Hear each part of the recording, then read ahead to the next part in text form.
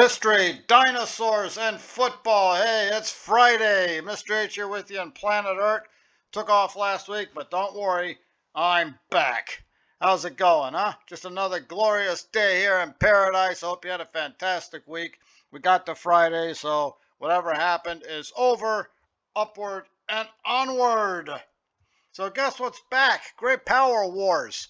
What's a Great Power War? That's, quote unquote real wars, with infantry and tanks and stuff. Second World War, Korea. That's definitely Korea right here, right? And then this always been my favorite picture. Somebody's bayonet sticking out there. It looks really cold, you know. So Great Power Wars are back. Wars between like actual nations where, America fights the Germans or the Japanese or Britain's fighting against France, even if it's in the Middle Ages, something like that. None of this guerrilla war stuff. This is about like, landing on Normandy with 200 divisions of people. Actually, it's about 10. You got lines on the map, stuff like that. This is what militaries are actually built for. Because the dirty secret about the military is that it's not really made for counterinsurgency. Insurgencies are too much for the police, but not quite enough for the military. It tends to have corrosive effects on it. So after 20 years of chasing people around in Afghanistan and Iraq, it looks like we're back to great power war training again. It's how the U.S. Army was designed. It always was like that, all the way from the Revolution all the way on up. After the Second World War in Korea, the U.S. gets mixed up in Vietnam, and the Vietnam War is a departure from that kind of training. You can see here from the picture, they're going after villages, you need helicopters to bounce around. The enemy just really isn't out there. Even the NVA is hiding there in the jungle somewhere. Of course, the Viet Cong is doing most of the work in South Vietnam. The U.S. Army of 1965 was not designed for a counterinsurgency. It was made to fight a Soviet invasion in Western Europe, a great power war, an actual enemy with similar equipment and technological levels kind of there. Problem with counterinsurgency, like you said, the armies are not designed for that. It's like trying to use a sledgehammer when what you need is a pair of tweezers to pull out a small shark tooth or something from a bed of water. After Vietnam, we went back to great power wars again. 80s and 90s, we're thinking about the Soviet Union again in Europe or maybe Asia. You got the old Red Storm Rising kind of thing with the airplanes and tanks slugging it out in West Germany and stuff like this. Kind of what militaries are actually designed for. And that war never happened. In the 80s and 90s, it never happened because Soviet Union fell apart in 91. So for about a decade, the U.S. military really didn't have a threat out there. China's building, but not there yet. Russia's going through its problems. We bombed the Iraqis, tried to come at us toe to toe there in the Gulf, same way we fight, and we blew them away because they came out in the open. Even Serbia to a degree, planes hitting missiles and stuff like that. Then after 9/11, here we go again. Remember, the U.S. Army was built for great power wars after the Second World War and ended up going into Vietnam, something it wasn't designed for. 80s and 90s, great power war, and boom, this is the one you get. You get the counterinsurgency campaigns, Afghanistan and Iraq. And the reason these things don't work is because, the military is built to fight an enemy. High intensity kind of conflict. This is low intensity conflict. And instead of fighting the enemy, you end up with, dealing with the civilian population. And, try as you might, that's not going to work. You might get a grace period when you first show up, and after a while, the bomb goes off. You don't know who it is. A couple of your buddies get killed. You go after whoever's nearby. Inevitably, there's some kind of reprisal. Something's going to go wrong. They hate you. You hate them.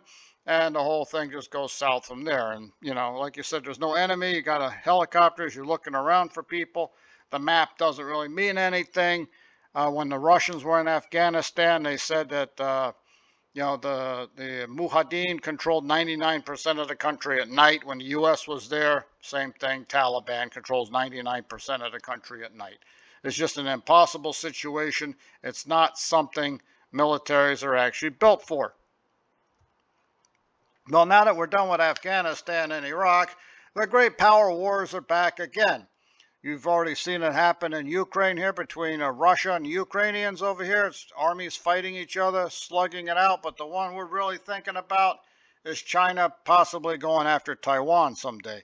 Now, yeah, okay, everyone's mentioning Middle East with Israel. That's kind of a, they're fighting toe to toe over there in Gaza. It's kind of a sort of great power, sort of counterinsurgency thing going on. But the big thing that involves the United States is Ukraine, where it's a land war with tanks and stuff like this and armies building trenches, and then a potential war with China, which would involve mainly naval and airstrikes. But there it is, an actual enemy with actual armed forces with technology similar to you, equipment's kind of similar, and it's something people can recognize. You're not wandering around in a village wondering who the enemy is. It's pretty obvious in a great power war who the enemy is.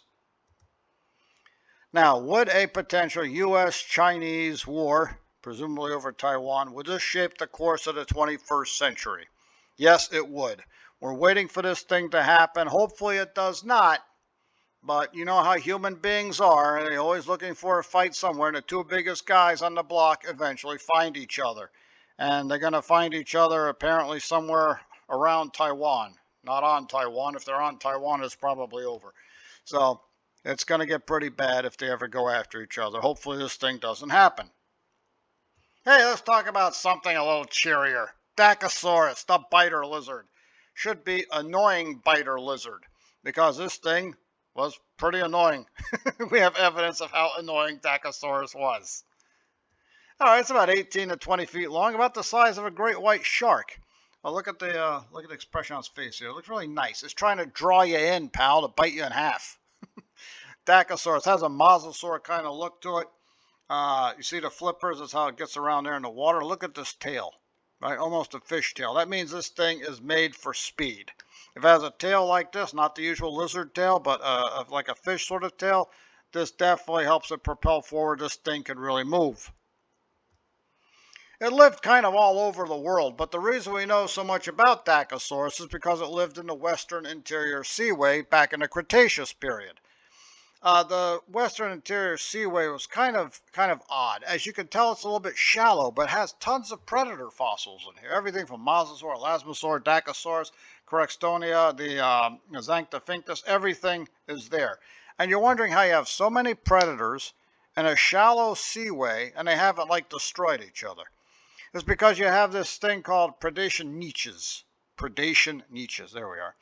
It's like it's like each species has decided how deep the other one's going. So clearly the fish are going to occupy the bottom of it, and things that need air are kind of towards the top, and smaller ones because, they need air. And they try to keep out of each other's way. But Dakosaurus was the kind of thing that just liked to annoy everybody. And we have actual evidence. And our evidence comes from the western interior seaway because we find a ton of fossils everywhere from Louisiana all the way up to the Arctic. In fact, I once found a trilobite fossil in the middle of the desert in Arizona. But that's way back there. That's Paleozoic. So it hung around the surface. How do I know it hung around the surface? Well, it's one of the smaller predators out there. They mere 18 to 20 feet. All right, mosasaurs, elasmosaurs are much bigger. Of course, they come in through Dakosaurus' space because they're up there to get air. They get the air and they go back down again. But Dakosaurus, liking to eat anything smaller than it is kind of the guy who likes to annoy everybody coming through.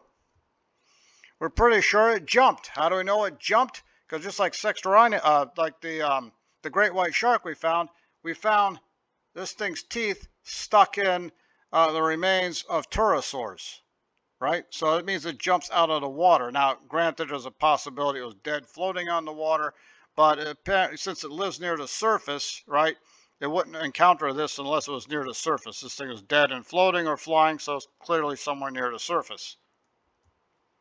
And we know it's a very irritating animal, like to bite everybody, because we found its teeth all over the place. We find it in the bedrock. We find it embedded in other animal skeletons. And the teeth are stuck in the bones, and the bones have healed. Yeah, they healed around the teeth. So Dakosaurus bit something. It lived. And what was it biting? Yeah, animals bigger than it was, like Mosasaurus. Why would you do this? You got death wish or something? Along with Elasmosaurus, also bigger, had that neck can come around and bite you if it has to. And most of these bites come from the back. It's usually on the tail. So either it likes to attack from behind, or it just bites you in the butt and takes off. Yeah, that's why I say I think it's a very irritating kind of animal. But 18 to 20 feet long, Homo sapiens can't really do anything about it. Dakosaurus, the biter lizard. Everybody knows a person like that. So the Steelers, well, yeah, preseason I've been that good trying to figure out who our starting quarterback is, and we've had quite a few over the years of running back here through you. We're just going to start with Bradshaw. I'm not reaching back into the 30s and 40s with Ed Brown and people like that. In the beginning, there was Bradshaw, who wasn't very good his first year, 6 touchdowns, 24 interceptions. But, he got better and would win 4 Super Bowls, all the way up until 82 and 83. He had to have his elbow surgery, and he just wasn't the same after that. Spent most of 83 rehabbing and on the bench. During that year, the guy who was filling in for him and ended up getting the starting job was Cliff Stout. Cliff Stout was a backup only from 1978, and finally, 5 years later, he gets his chance to start. He did okay, seen worse, seen better, but he only was there for a year because he decided to go for the big money in the USFL of the 80s. There is the Birmingham Stallions. It turns out he didn't get that much money, and the league wasn't around very long. He ended up, actually his first game in the USFL with Birmingham was against the Pittsburgh Maulers right there in Three Rivers. And since they were playing in late February, everybody showed up to throw snowballs at him. Yeah, welcome back. We don't like it when you leave, man. So that leads to Mark Malone. He'd been around since 1980, originally the third stringer. And by 1984, he got the starting job. David Woodley was there for a while. Woodley kept getting injured. So Mark Malone was the guy who takes us there for about 5 years. He did okay, as well as you possibly could. He holds the record for, at that time, the longest touchdown for a receiver. He was playing wide receiver in 1981 and caught a 90-yard pass in Seattle from Terry Bradshaw. The record's been broken, but still, it lasted a long time. So Mark Malone, kind of streaky. Sometimes he did really good. Sometimes he did really bad. In fact, that seems to describe the Steelers in the 80s. He had a little contract tiffed over there, ended up, getting traded to San Diego, which means Bubby Brister shows up. Now, Bubby Brister was a rookie in 1986. He wasn't the greatest passer, but a really good leader, a tough, gritty kind of guy. You could tell since 1988 because the Arthur J. Rooney thing when the Chief died. Like I said, tough, gritty guy. People really rallied around him. He was from Louisiana, just like Bradshaw, so obviously a lot of comparisons there. He did the best he could, but there was a game in 1991 against the Giants. He wasn't doing very good. He got yanked out of there. Enter stage left, Neil O'Donnell. So Neil O'Donnell takes over. Bubby Brister, he hung around for a year, good teammate, and then he went to other places. Neil O'Donnell, he gets a bad rap because Super Bowl 30, he deserves it. But in between that, he was like a Terminator. He just kind of got it done. Wasn't spectacular, but he got the job done. And his biggest strength was he simply didn't throw interceptions, except for, Super Bowl 30, where he threw 3 of them, including one here to Larry Brown, which I'm convinced somebody must have paid him off to do this. So there he is playing against Dallas. And here he is with Larry Brown that picked off the pass. And what are you doing, Neil? You just watching him here or something like that? Well, here's an idea. Why don't you knock him out of bounds? I got a better idea. Don't throw the ball to the guy in the white jersey. Just a little advice here from Mr. H. So O'Donnell, as you can guess, he wasn't really welcome in Pittsburgh. He ended up going to the Jets. And going to the Jets is never a good idea. He is 1996 is with the Jets. People said goodbye, good riddance. They were 1-6, and he hurt himself in the warm-ups and was gone for the year. Injury-riddled career, never the same after Pittsburgh. But if you had not have thrown that pass to Larry Brown, who knows? Well, with him gone, we had Jim Miller, Mike Tomczak, and Cordell Stewart, but he was still a rookie, so he wasn't going to, do it right off the bat. So Mike Tomczak shows up. Yeah, I know this is a 97 picture because of the numbers in the patch here, but it looked really cool. Jim Miller was supposed to be the starter. He opening day against against Jacksonville. Didn't do too good. Got yanked out. Here comes Mike Tomczak the rest of the way. Miller was around for a couple of years, but never got the starting job back. Tomczak started off good. He kind of flamed out there at the end, so he was only there for a year. Boom, Cordell Stewart gets the starting job in 1997. I always liked Cordell. He was tougher than people thought he was. He played through injuries people didn't know he had. But such a streaky guy. I mean, he was either awesome or he was awful. There was no in between with this guy.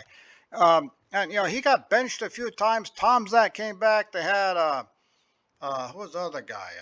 Kent something or other, Kent Graham there in 2000. So, it's kind of streaky. But he got the job back in 2001, finally, after getting benched in 2000. And he actually became the quarterback everybody thought he could be. And then for some reason in 2002, he just self-destructed. They played that game against New England opener. At one point, his stats were 0 for 3 with 2 interceptions. They were already 0 and 2. They were losing to Cleveland in the third game. So they yanked him out, and in came Tommy Maddox. Tommy Maddox, an XFL veteran. There he is playing with the LA Extreme, and there's the Orlando Rage. He was the MVP for that league, and really good. He ended up drifting over to Pittsburgh, and he did a fantastic job in Pittsburgh, mainly because he was a gunslinging lunatic. Again, Louisiana. If you're from Louisiana, it looks like you end up playing quarterback for the Steelers. And he wasn't afraid to gamble. The Steelers' running game turned to a passing game because this guy would throw the ball into triple coverage and somehow pull it off. I don't know how, most of the time. In 2002, 2003, it started fading out because people knew who he was now. And in 2004, in the second game of the year against Baltimore, he did something to his elbow and lost the starting job to Big Ben Roethlisberger. Going to take us to 2 Super Bowl wins, 2 out of 3. Like I said, Big Ben, big. He could actually move. Bit of a risk taker, maybe too much of a risk taker. Remember the thing with the motorcycle back there in 2006? Almost died, and then some legal problems in 2010. But he was still a good leader, and, like all great athletes, he might have hung around just a little bit too long in 2021, but, these are competitive people. They hang on long as they can and maybe longer than they should. Yes, you know how Mr. H hates alternate jerseys and stuff like that, but if anyone's got a good alternate jersey, it's Pittsburgh, man. Right? Reminds me of the Demon Division from HeavenSteel. Check it out, lulu.com. Got to get a plug in there. So Big Ben retires in 2021. And they should have had a successor, but I guess they didn't think that far ahead. They had some people there, Duck Devlin and Randolph and Rudolph and all these guys, but they didn't pan out. But they grabbed Kenny Pickett. And Kenny Pickett was a great choice in 2022 because he was from Pitt. Yeah, well, he's from Philadelphia originally, but we're not holding that against him. He played for Pitt in this very same stadium right there. And, he was a rookie. He started about the 5th game in after taking it from Trubisky, the starting job. And, up and down, up and down. He's a rookie. Problem is in Pittsburgh, you get spoiled. You had Roethlisberger, who did really great his first year, and then you get Kenny Pickett, and you're expecting a Super Bowl right off the bat, He also played in 2023 as a starter, and he was very much up and down. Some critics would say mainly down. But like I said, he's just a rookie. You don't expect this guy, unless his name is Roethlisberger, to win the Super Bowl in the second year. But that's who they kept comparing it to, right? Everybody's journey's a little different team, different league, different era. Well, then they traded for, Fields and Russell. He didn't handle it very well, and off he went to Philadelphia. Which brings us to the current day. Russell Wilson or Justin Fields? Well, Russell Wilson has been playing since 2012, I think it is, or maybe Gettysburg. I'm not sure. He's been around forever with the Seahawks, 2 years in Denver. Here he is in Pittsburgh. And we got Justin Fields from Chicago, where I don't think they used him properly. I think Justin Fields will be a really good quarterback, has that Cordell Stewart look about him. Russell Wilson, a little bit more of a conventional guy. So neither one has done very good in the preseason. So we'll know here on Game 3 tonight. And then find out who the starter is in Atlanta for opening day. But what I think is going to happen, is that Russell Wilson is probably going to be the starter for his first year. Excuse me again. And Justin Fields is going to learn from the feet of the master over here. So we'll see what happens. And if not, well, they go out and find other quarterbacks. So we'll see what happens. That's half the fun. You don't know. You roll the dice. So you guys have yourself a fantastic day. Have yourself a great weekend. Don't forget to like and subscribe. Check out Mr. H's book, HeavenSteel on Lulu.com. And I will see you next week. Das Vidania.